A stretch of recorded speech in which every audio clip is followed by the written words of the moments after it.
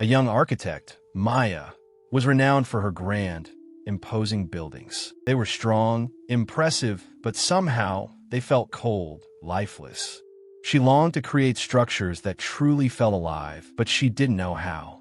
This frustration led her to seek out an old, eccentric builder known only as Master Zephyr, who lived high in the mountains and whose buildings were said to sing with the wind. When Maya finally reached Master Zephyr's secluded mountain home, she found him building a small, unassuming hut. "Master," Maya began, "I seek the secret to creating buildings that breathe, that have a soul." Master Zephyr smiled, his eyes twinkling. He handed her a single, dried reed, so thin it seemed it would snap in the slightest breeze. "Build me a shelter," he instructed, "using only what the wind brings you. And it must stand for a full week, even when the mountain gales blow." Maya was dumbfounded. How could she build anything substantial with only what the wind provided?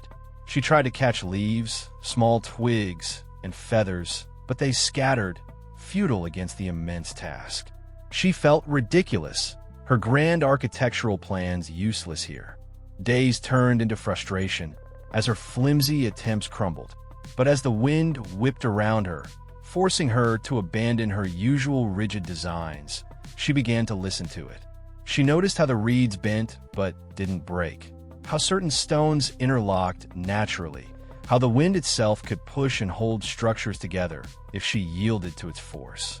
She stopped fighting the wind and started to let it guide her. She experimented, weaving, stacking, and bracing materials in unexpected ways, allowing the wind to be her partner rather than her enemy. Slowly, an organic, flowing structure took shape. It wasn't symmetrical or grand, but it was incredibly resilient. It hummed with the air currents, adapting to every gust rather than resisting. When the week was up and a fierce mountain storm raged, Maya's wind-built shelter swayed, but it held. Master Zephyr joined her, observing the hut.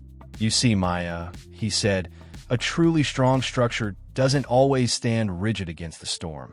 It learns to dance with the wind, to use its force.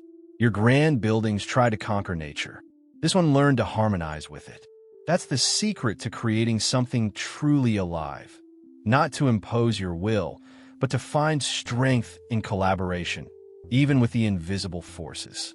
Maya returned to her city, her perspective transformed. Her future buildings weren't just about steel and concrete. They began to incorporate natural light, airflow, and a sense of effortless strength. She learned to listen, not just to her clients, but to the site, to the materials, and even to the unseen elements around her, creating spaces that truly felt alive and connected. The lesson: true strength and lasting creation often come from understanding and harmonizing with the forces around you, not just from trying to control them.